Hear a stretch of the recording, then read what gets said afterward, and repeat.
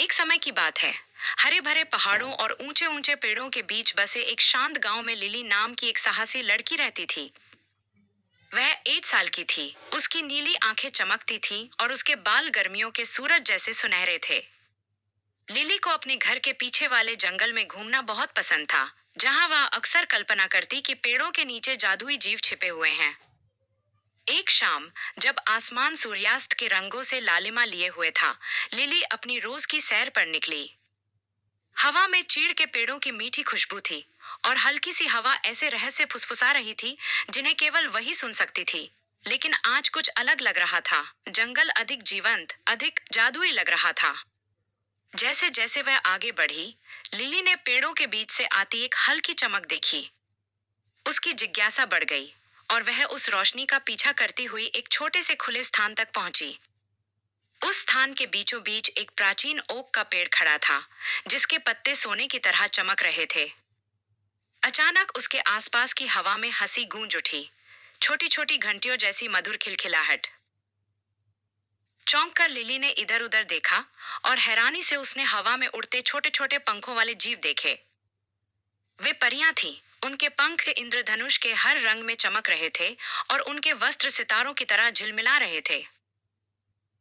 स्वागत है लिली, एक आवाज आई जब लेवेंडर पंखों वाली एक परी उसके पास आई। मैं आईवी हूँ और हम तुम्हारा इंतजार कर रहे थे। मेरा इंतजार? लिली ने उत्साह से धड़कते दिल के साथ पूछा। क्यों? जादुई जंगल को तुम्हारी मदद की जरूरत है, आईवी ने समझाया। इस जंगल के भीतर एक जादुई क्रिस्टल है जो हमारे वन को जीवित और चमकदार बनाए रखता है। लेकिन कुछ भयानक हो गया है। उस क्रिस्टल की रोशनी धीमी पड़ रही है और हम उसे एक बहादुर इंसान की मदद के बिना ठीक नहीं कर सकते। लिली की आंखें फैल गईं। मैं क्या कर सकती हूँ? आईवी मुस्कुराई। तुम दयालु हो, बहादुर हो और तुम्हारा दिल शुद्ध है। हमें ठीक वही चाहिए। उस क्रिस्टल की शक्ति को वापस लाने का एक ही तरीका है। 3 जादुई वस्तुएं इकट्ठा करना, फिनिक्स का पंख, मूनफ्लावर की ओस की बूंद और सिल्वर ड्रैगन की एक स्केल। क्या तुम हमारी मदद करोगी? बिना हिचकिचाए लिली ने सिर हिला दिया। अब वह सिर्फ एक साधारण सैर पर नहीं थी, वह एक जादुई अभियान पर थी। आईवी लिली को एक गुप्त रास्ते से ले गई, जिसे केवल परियां जानती थीं। जल्द ही वे एक उपवन में पहुंचे, जहां एक शानदार फिनिक्स पेड़ की शाखा पर बैठा था। उसके आग जैसे पंख सांझ की रोशनी में चमक रहे थे। फिनिक्स से विनम्रता से बात करना, वह तुम्हें अपना पंख दे देगा, आईवी ने धीरे से कहा। लिली आगे बढ़ी और आदरपूर्वक झुकी। महान फिनिक्स, क्या आप जंगल को बचाने के लिए मुझे अपना एक पंख देंगे? फिनिक्स ने लिली की आंखों में देखा, फिर धीरे से एक चमकता हुआ पंख निकालकर उसे दे दिया। यह तुम्हारा मार्ग रोशन करे, उसने गहरी मधुर आवाज में कहा। पंख को सुरक्षित रखते हुए लिली और आईवी आगे बढ़े। इसके बाद वे एक चमकते हुए तालाब पर पहुंचे, जहां चांदनी में मूनफ्लावर खिले हुए थे। लिली ने सावधानी से अपने हाथों में एक चमकती ओस की बूंद इकट्ठा की। वह तरल चांदनी की तरह चमक रही थी।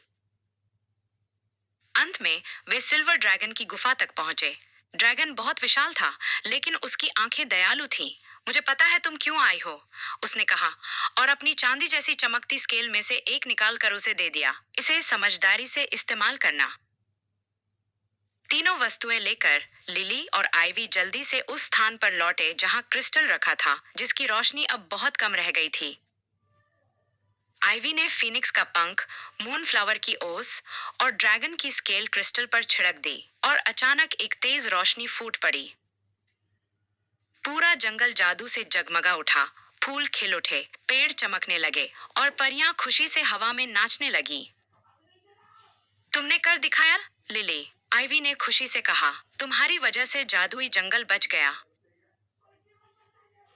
लिली मुस्कुराई। उसके दिल में गर्माहट भर गई। जब परियां उसके चारों ओर नाचते और गाते हुए घूम रही थीं, उसे पता था कि वह इस जादुई रोमांच को कभी नहीं भूलेगी।